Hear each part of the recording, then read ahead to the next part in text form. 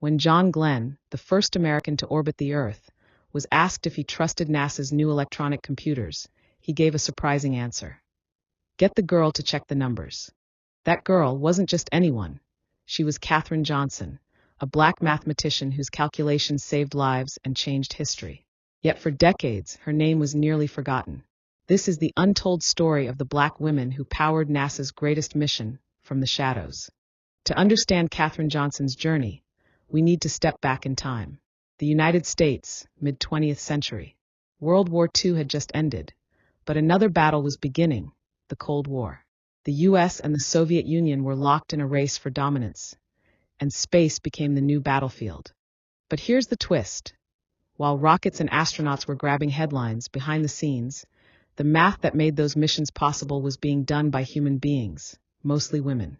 They weren't called scientists or engineers. They were called computers. And in a segregated America, black women who joined NASA, or rather its predecessor NACA, were placed in a separate wing, labeled the West Area Computing Unit. They were brilliant but invisible. Katherine Coleman Goebel Johnson was born in 1918 in White Sulphur Springs, West Virginia. From the start, she was a prodigy. By the age of 10, she was in high school. By 18, she had degrees in math and French. But her dream? To work with numbers at the highest level. When she joined NACA in 1953, she walked into a world where black women mathematicians were hidden away. They worked quietly, calculating flight paths, trajectories, and aerodynamic data, often without credit. But Katherine stood out. Her brilliance couldn't be ignored. When NASA began planning space missions, she was one of the few women pulled into high-level meetings, a groundbreaking achievement for a black woman in Jim Crow America. October 4, 1957.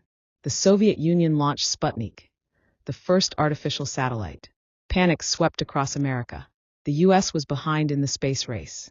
President Eisenhower ordered NASA to step up its game. Every calculation, every orbit, every launch had to be perfect, or astronauts could die. Katherine Johnson found herself at the center of it all. Her task? To calculate trajectories for America's first human spaceflights. That meant predicting where rockets would launch, how they'd orbit Earth, and most importantly, how they'd come back home safely. But let's pause for a moment. Imagine the pressure.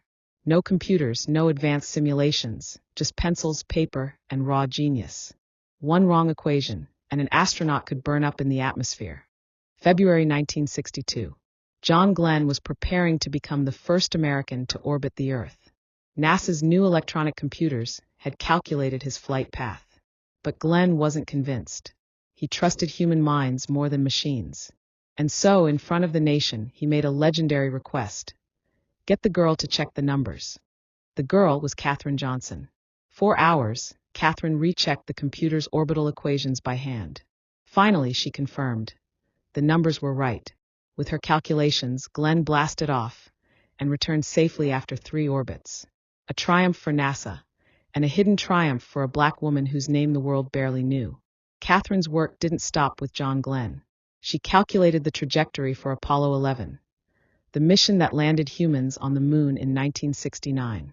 Her math was literally written into the history of mankind's greatest leap. But she wasn't alone. Other black women like Dorothy Vaughan, who became NASA's first black supervisor, and Mary Jackson, NASA's first black female engineer, were also breaking barriers. Together, these women helped crack the sky wide open. Yet for decades, their names barely appeared in history books. NASA celebrated astronauts and engineers, but the computers in the back rooms remained shadows in the story. While these women were changing the future of space exploration, they were also fighting battles on Earth. Segregated bathrooms, separate dining areas, limited opportunities for promotion. Every day was a reminder that no matter how brilliant they were, racism and sexism were determined to hold them back. Katherine once said, "We needed to be assertive as women in those days, assertive and aggressive. And the degree to which we had to be depended on where you were. I had to be." And she was. With quiet determination, she kept proving, again and again, that talent has no color and genius has no gender. For years, Katherine Johnson's story went untold. But in 2015, at age 97, President Barack Obama awarded her the Presidential Medal of Freedom, the nation's highest civilian honor. A year later, the book and film Hidden Figures brought her story, and the stories of Dorothy Vaughan and Mary Jackson to the world. Millions finally learned the truth. Without these women, America might never have reached the stars. Katherine Johnson passed away in 2020 at the age of 101. But her legacy lives on. In every rocket launched, every orbit calculated, every young girl who dreams of reaching beyond the clouds. NASA has since named buildings after her, including the Katherine Johnson Computational Research Facility. But perhaps the greatest honor is the generations of scientists, engineers, and dreamers who now know that brilliance cannot be hidden forever. The next time you look up at the night sky, remember, while astronauts planted flags on the moon, Katherine Johnson and her colleagues planted something far greater. Hope, inspiration, and proof that even in the darkest of times, unsung heroes can change the world. If this story moved you, don't let it fade into the shadows. Like, share, and subscribe for more powerful stories of Black legacies they tried to erase. Because history isn't just about those who made the headlines, it's also about those who made history possible.